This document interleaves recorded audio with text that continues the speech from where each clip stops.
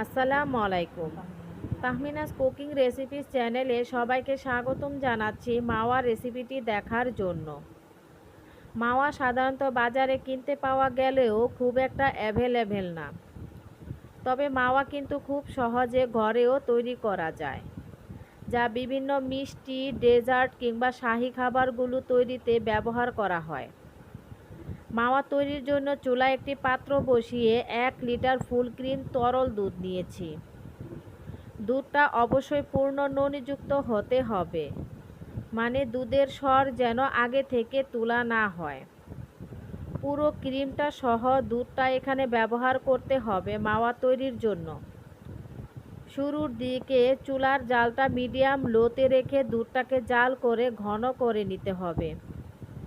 জাল করার প্রথম দিকে দুধটা খুব বেশি নাড়ার প্রয়োজন না হলেও যত ঘন হয়ে আসতে থাকবে তত ক্রমাগত দুধটাকে নাড়তে হবে এবং তলানি থেকে দুধের স্বর আর পাত্রের গায়ে থেকেও দুধের স্বর একটু নেড়ে নেড়ে দুধের সঙ্গে মিশিয়ে নিতে হবে। এভাবে জাল করে দুধটা যখন ঘন হয়ে অর্ধেকেরও কম হয়ে আসবে তখন এখানে অ্যাড করছি 1 কাপ ফুল ক্রিম গুঁড়া দুধ। গুঁড়া দুধ দেওয়ার সাথে সাথে কিন্তু নেড়ে চেড়ে এটাকে মিক্সড করে নিতে হবে, যাতে দলা বেঁধে না যায়।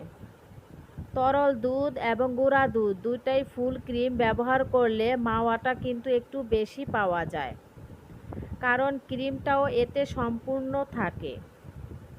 দুধের মিশ্রণটা যখন আরও কিছুটা গাঢ় হয়ে আসছে তখন এখানে 1 টেবিল চামচ ঘি অ্যাড করলাম। এতে করে মাওয়াতে সুন্দর একটা ফ্লেভারও পাওয়া যাবে, আর মাওয়ার যে খামিরটা সেটা খুব একটা স্টিকি হবে না। চাইলে আরও একটু এক্সট্রা ফ্লেভারের জন্য এই পর্যায়ে কিছুটা গোলাপ জল কিংবা কেওড়া জল ব্যবহার করা যেতে পারে।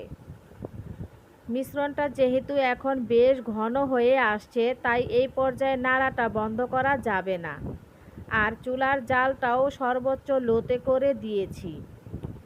পাত্রের সাথে যাতে কোনোভাবে দুধের এই মিশ্রণটা লেগে না যায় সেদিকটা খেয়াল রাখতে হবে, না হলে মাওয়াটা পুড়ে গেলে কিন্তু পুরা একটা গন্ধ পড়বে, যেটা কোনো খাবারে ব্যবহার করা যাবে না। 1 লিটার দুধ জাল করে মাওয়া তৈরি করতে আমার মোটামুটি 1 ঘন্টার মতো সময় লেগেছে। আর যে পর্যায়ে খামিরটা পানি একদমই টেনে নিয়েছে এবং কড়াইয়ের গা থেকে খামিরটা খুব সহজে দলা পেকে উঠে আসছে, বুঝতে হবে মাওয়া তৈরি হয়ে গেছে। মাওয়া তৈরি হওয়ার পরে ওই গরম পাত্রে আর রাখা যাবে না। শুকনো পরিষ্কার কোনো পাত্রে সঙ্গে সঙ্গে উঠিয়ে হালকা একটু ঠান্ডা করতে হবে। ঠিক ততটাই ঠান্ডা করতে হবে যতটা ঠান্ডা করলে হাত দিয়ে ধরা সম্ভব হয়। মোট কথা মাওয়াটা একটু হালকা গরম থাকতে থাকতে হাত দিয়ে মথে নিতে হবে, ঠিক যেমনটা শেপে আমরা করতে চাচ্ছি সেরকম শেপে। রুটি খামিরের মতো হবে ঠিকই, তবে এটাকে অত মথার কোনো প্রয়োজন নেই। জাস্ট যেরকম একটা শেপ আমরা নিতে চাচ্ছি সেরকম একটা শেপ দিয়ে এটাকে ডিপ ফ্রিজে রেখে দিব 1 থেকে 1.5 ঘন্টার জন্য। মাওয়া নরম থাকতেও যে কোনো ডেজার্ট বা মিষ্টি জাতীয় খাবার তৈরিতে ব্যবহার করা যায়, তবে ডিপ ফ্রিজে একটু শক্ত করে নিলে মাওয়াটা কিন্তু বেশ শক্ত হয়ে যায়। চাইলে এটাকে যে কোনো তারের চালনি বা গ্রেটার দিয়ে পরবর্তীতে গ্রেট করতে খুবই সুবিধা হয়। পছন্দ মতো বিভিন্ন ডেজার্ট তৈরি করার জন্য মাওয়া একেবারে রেডি।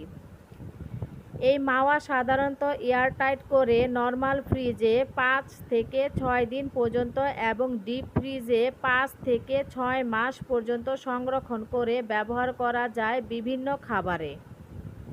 আর হ্যাঁ, আজকের রেসিপিটি আপনাদের কাছে কেমন লাগলো অবশ্যই আমাকে কমেন্টস করে জানাবেন।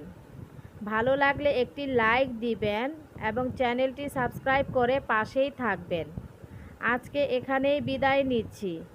ভালো থাকবেন সবাই। আল্লাহ হাফেজ।